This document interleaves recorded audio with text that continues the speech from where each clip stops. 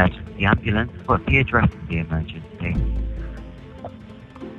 There's Cook Street. There's a young boy. Looks like he's trapped outside. I don't know. 신고자 남성은 아파트 밖에 쓰러져 있는 한 남자아이를 보고 신고해주는 마음 착한 사람인 듯 보입니다. 하지만 통화가 계속될수록 뭔가 이상한 모습을 보이기 시작합니다. 그게 무엇인지 끝까지 들어보도록 하겠습니다. Outside of which number? 4758. Sorry? 4758, I think. 47 Cook Street. Yeah, What area? barking. He looks like he's collapsed or had a seizure or something. He's just always just drunk. But yeah. What's the telephone number you're calling from? I'm just pulled up in the car. I've got to get my car on the parking. Oh, That's right, don't worry about that. What's the telephone number you're calling from?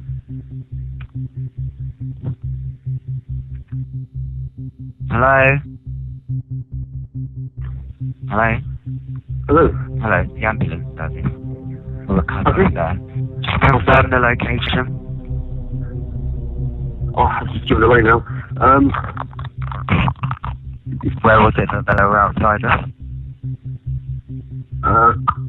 Cook Street. What door number? I don't know. I didn't look. You said 47 before. Yeah, so that's yeah, what's for some time. Yeah. Do you think that they had a seizure, is that correct? It's lying on the floor. Yeah. Yeah. It's So a were you passing by in your car?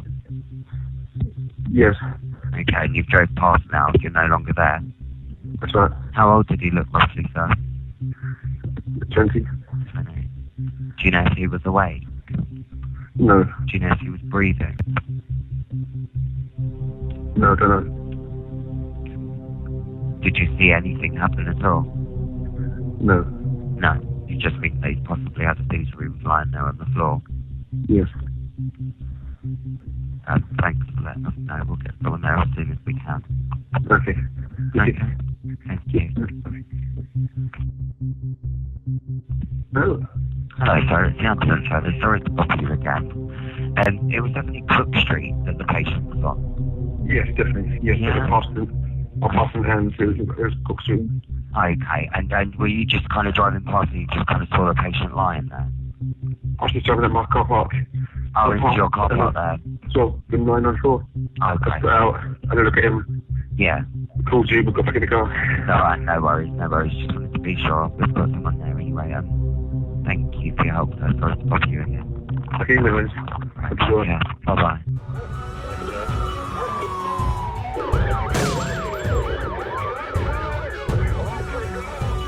뭔가 말이 조금씩 바뀌고 있다는 것을 느끼셨습니까? 첫 번째로 주소를 본인이 말했으면서 다시 물으니 기억을 못한 점. 두 번째로 처음에는 차를 타고 지나가면서 남자아이가 쓰러져 있는 걸 봤다고 했었는데 그곳은 자기 주차장이 있는 곳이었다는 점. 크게는 이 두 가지입니다. 이 두 가지만 놓고 보자면 그 남자아이가 발견된 곳은 자신과 연관이 없다는 쪽으로 이야기를 이어가고 싶다는 것이었겠죠. 그럼 왜 그 장소와 자신을 연결짓기 싫어했던 것인지 이 남성은 누구인지부터 알아보겠습니다. 이 남성은 2014년 신고 당시 나이가 40세의 스티븐 포트 씨였습니다. 그리고 거기 쓰러져 있다고 했던 남성은 23세의 앤서니 왈게이트 씨였습니다. 현장에 출동했던 의료팀은 쓰러져 있던 앤서니를 발견했지만 이미 사망한 상태였습니다. 부검의의 보고서에 의하면 사인은 약물 과다 복용으로 인한 쇼크사였고 신고했던 스티븐 포트 씨를 상대로 경찰은 뒤를 캐기 시작했습니다.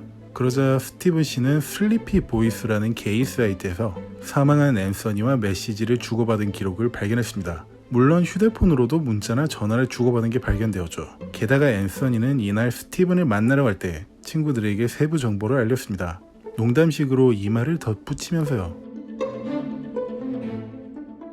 이로써 지인이었는데 전혀 모르는 사람처럼 신고했던 스티븐 씨의 진실이 밝혀지는 순간이었습니다. 결국 경찰은 앤서니 사망사건 몇 개월 후 위증 혐의로 스티븐 씨를 체포하였고 검찰에 의해 구속 기소되었습니다.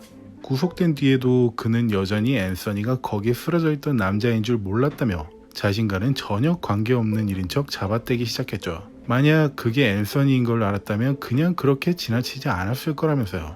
하지만 결국 강도 높은 조사로 인해 이렇게 진술했습니다. 저희는 슬리피 보이즈에서 6월 17일 화요일에 처음 알게 되었습니다. 저는 나이가 40대라서 어린애들을 만나고 싶어도 만날 수 없었습니다. 그래서 웹상에서 나이를 30살로 속여 작성했고 GHB도 공짜로 주겠다고 했습니다. 그러자 앤서니가 연락을 받고 저는 하룻밤에 800파운드를 준다고 했습니다. 그래서 저희 집으로 왔고 성관계를 하기도 했지만 앤서니는 집에 있는 내내 GHB에 취해 인사불성이었습니다. 제가 999에 신고했던 그날은 교대 근무를 나가는 날이었는데 새벽에 심하게 가글을 하는 듯한 소리가 들려서 잠에서 깼습니다. 혹시나 해서 앤서니를 쳐다보니 바닥에 쓰러져 있고 거품을 물고 발작하고 있었습니다. 그리고 금방 숨이 멎으며 죽은 듯 보였습니다. 너무 무서웠던 저는 그를 데리고 병원으로 가려 아파트 현관으로 내려갔으나 혹시나 내가 죽였다는 누명을 뒤집었을까봐 앤서니를 현관 옆 잔디밭에 버려두고 그렇게 신고했던 것입니다. 하지만 구속되었던 스티브는 보석금을 내고 금방 풀려났습니다.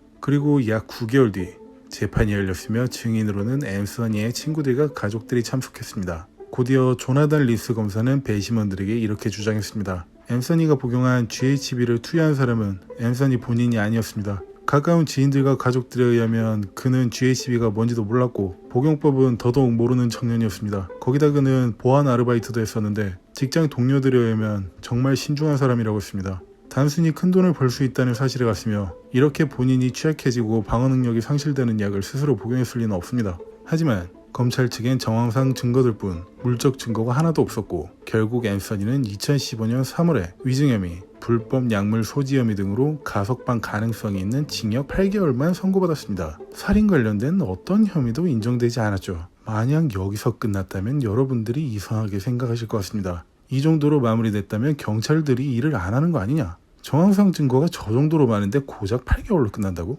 여러분들이 더 아셔야 할 사건들은 스티븐이 검찰에 구속 기소되어 보석금으로 풀려난 뒤인 2014년 6월부터 다시 재판을 받는 2015년 3월 사이에 추가적으로 일어났었습니다.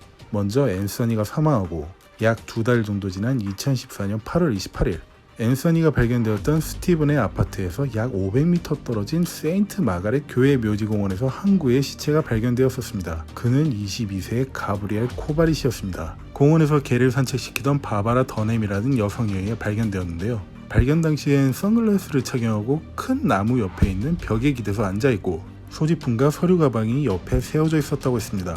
감식반이 도착하여 현장에서 사인을 파악하려고 했었지만 파악이 불가능하였고 결국 부검의를 통해 사인을 파악했습니다. 사인은 혼합 약물 과다 복용. 먼저 바바라 더넴 씨의 얘기를 들어보겠습니다. I'd walk the dogs all round because I look after dogs. And I'm just coming in through the side entrance of Barking Abbey ground.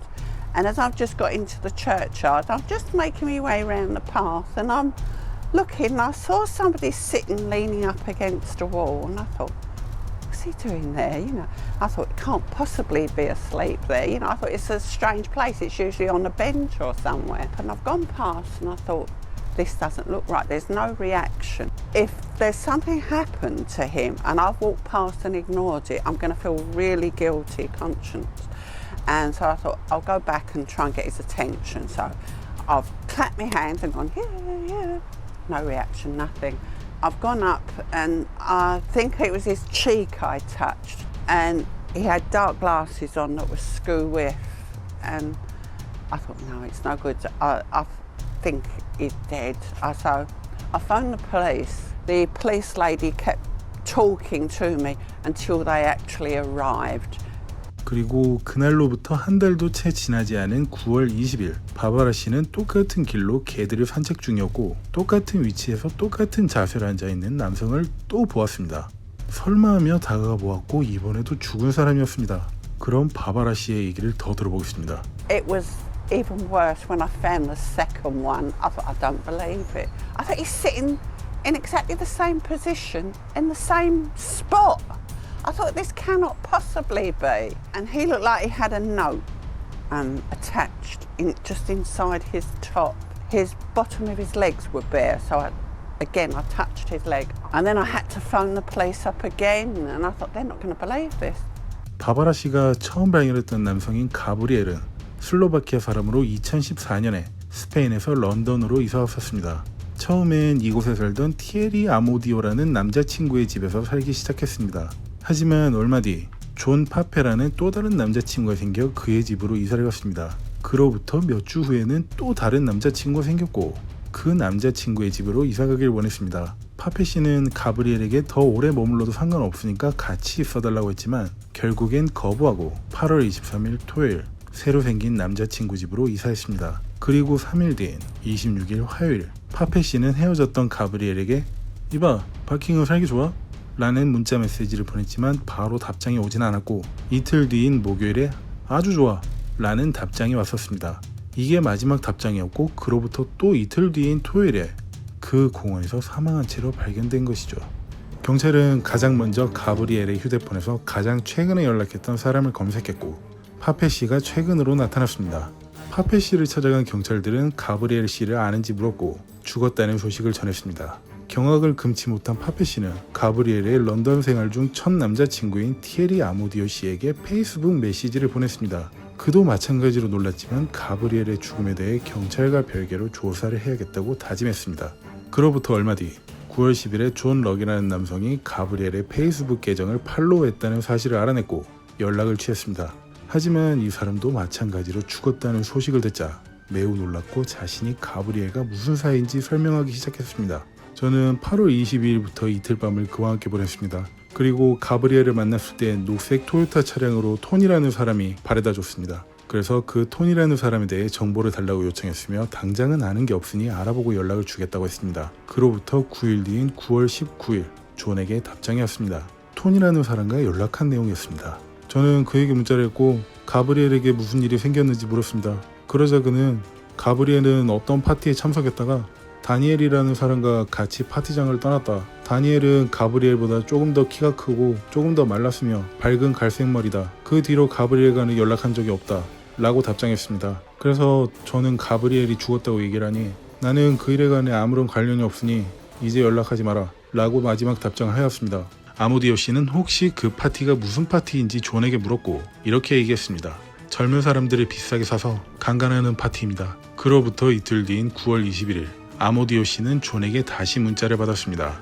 어제 다니엘이 죽은 채로 발견되었다고 방금 연락을 받았습니다. 제발 경찰이 저를 체포하지 않도록 도와주세요. 제가 아는 모든 정보로 당신을 돕겠습니다. 여기서 계속 언급되고 있는 다니엘은 바로 공원에서 산책하던 바바라 씨가 발견했던 두 번째 사망자였습니다. 그렇다면 지금까지 나왔던 정황상 다니엘은 가브리엘을 비싼 돈을 주고 데려갔고 거기서 무슨 일이 있었던 건지 모르겠지만 가브리엘을 먼저 죽이고 다니엘은 자살을 했다는 말일까요? 그 추측을 뒷받침할 만한 내용은 바로 다니엘의 웃도리 안에 있던 쪽지에서 알 수 있었습니다. 모두 특히 가족에게 죄송합니다. 저는 제 친구인 가브리엘의 생명을 앗아갔고 그래서 제 삶을 더 이상 계속할 수는 없을 것 같습니다. 저희는 한 친구의 집에서 재밌는 시간을 보냈었고 성관계도 가졌는데 어느 순간 그는 숨을 멈췄습니다. 저는 다시 호흡할 수 있도록 모든 방법을 동원했지만 이미 때는 늦었었습니다. 그건 단지 사고일 뿐이었지만 전 스스로를 비난하기 시작했고 이 사실을 가족 중 누구에게도 알릴 수 없었습니다. 이 사실을 경찰에게 말한다면 감옥에 간다는 것도 알고 있었습니다. 저희 가족에게 이런 일로 감옥에 가는 모습을 도저히 보여줄 수 없었습니다. 그래서 저는 가브리엘이 있는 곳으로 가려고 합니다. 그리고 어젯밤에 저와 함께 있었던 남성을 비난하지 말길 부탁드립니다. 저는 성관계를 하고 난 뒤 집에서 나왔습니다. 그 남성은 제가 하려는 어떤 것도 모르고 있습니다. 그가 자던 사이에 자살하기 위한 GHB 한 병을 훔쳐나왔고 이 약이 저를 죽일 수 있다면 꼭 그래야만 한다고 생각합니다. 이걸 쓰고 있는 지금 저는 너무 졸리고 아마 10분 이내로 잠에 들 것 같습니다. 부디 이 글을 보게 될 여러분들은 저를 이해하시길 바랍니다. 그리고 오던 길에 공원 잔디밭 어딘가에 휴대폰을 떨어뜨렸습니다. 모두 죄송하고 사랑합니다. 다니엘 위트워스.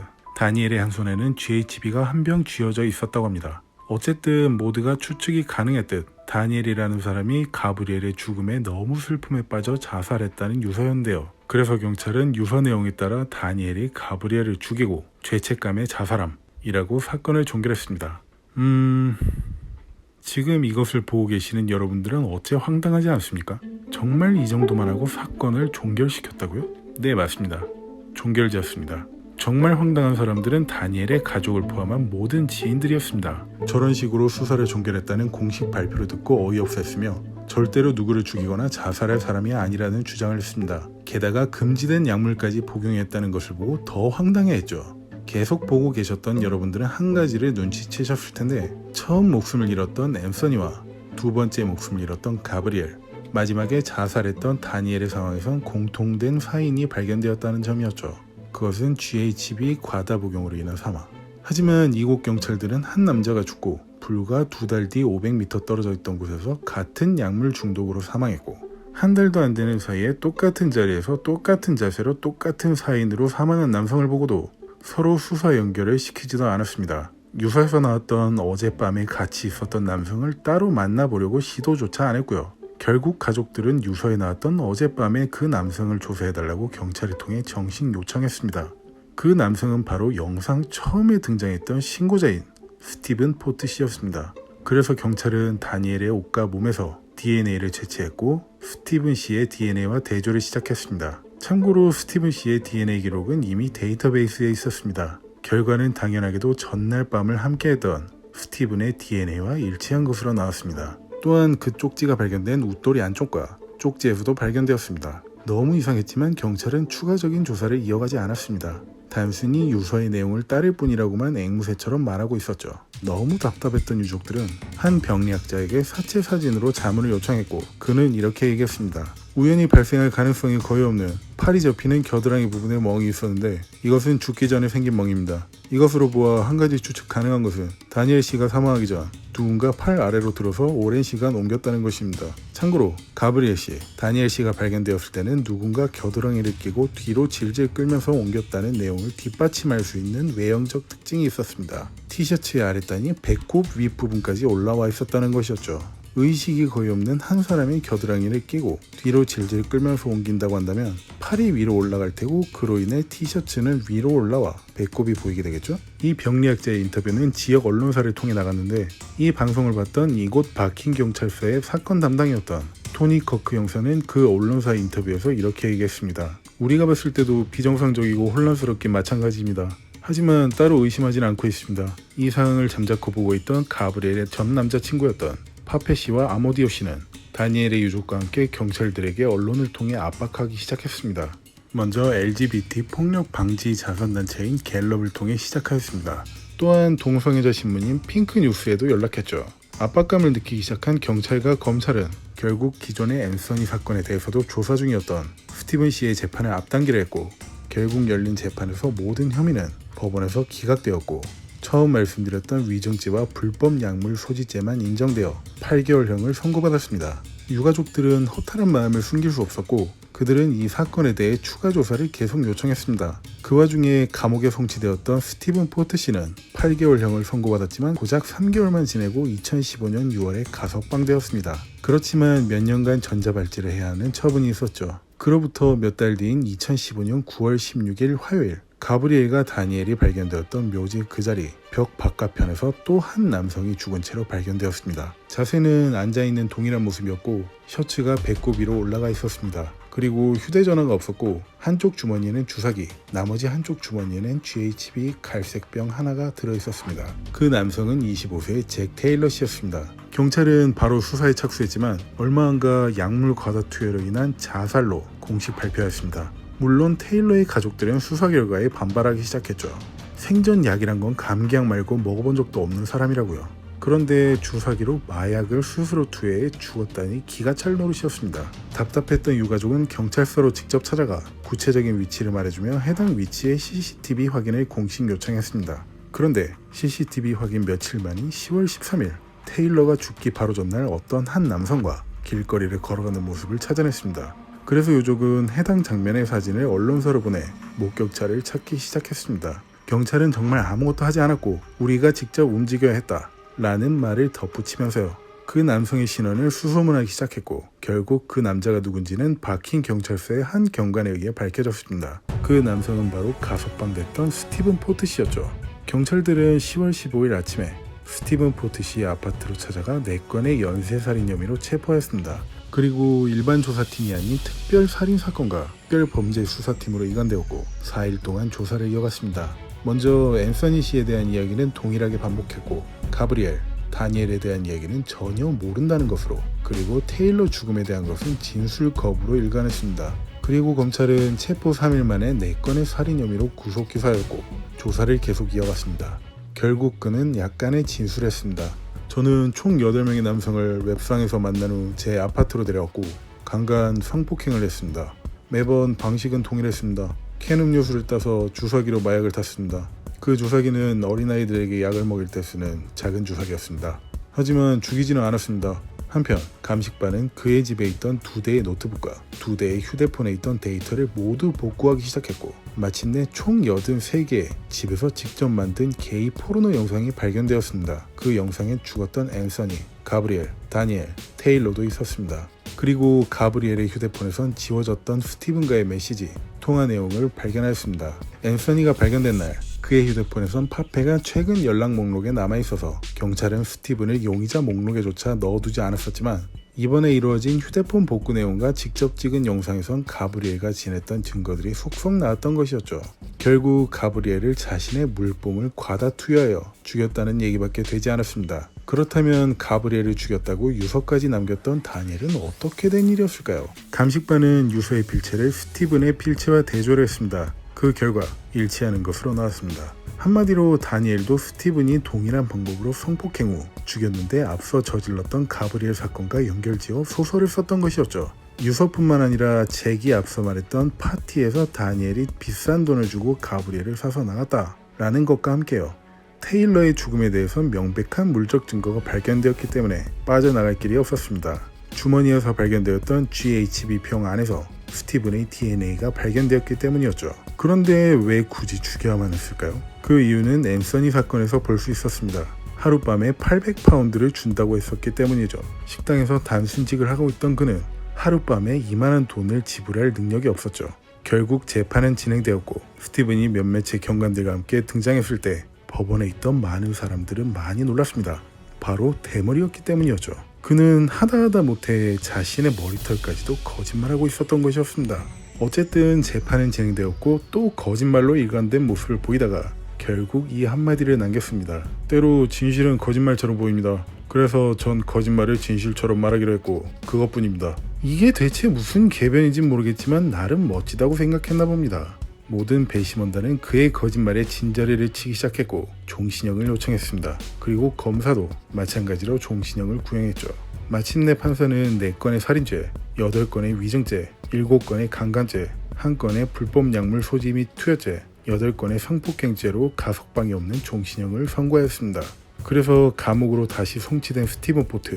하지만 그의 기행은 끝난 게 아니었습니다. 그것은 바로 그가 송치된 감옥에는 영국 역사상 최악의 수화성애자인 리차드 허클이 있었는데 그와 성관계하는 모습이 CCTV에 찍혔던 것입니다. 그 감옥에는 자유시간이 있는데 그 시간에는 감옥에 창살을 열어주고 마음대로 돌아다닐 수 있도록 해줍니다. 수감자끼리도 얼마든지 앉아서 얘기를 한다거나 할 수 있죠. 그 짧았던 자유시간에 틈만 나면 그 짓을 했던 것입니다. 리차드 허클이 왜 영국 역사상 최악의 소아성애자로 불리는지 간단하게 말씀드리겠습니다. 그는 사우스 켄트 대학을 졸업하고 애시포드 밥티스트 교회를 나가며 신앙생활을 했습니다.